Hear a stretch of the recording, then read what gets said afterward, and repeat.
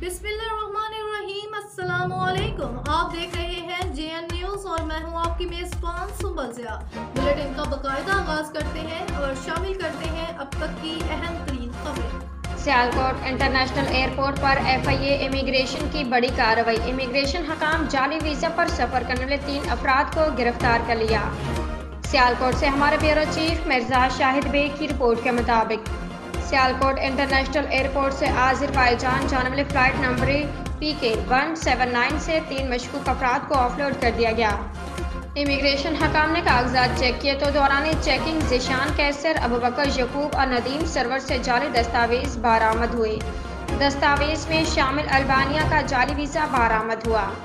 मुलजमान जाली वीज़ा पर आज़रबाईजान से यूरोप के लिए निकलना चाहते थे। मज़कूरा मुलजमान को मज़ीद तफ्तीश के लिए गुजरावाला FIA मुंतकिल कर दिया गया है। गिरफ्तार मुलजमान ने बताया कि हम लाख रुपए एजेंट को अदा करते हैं।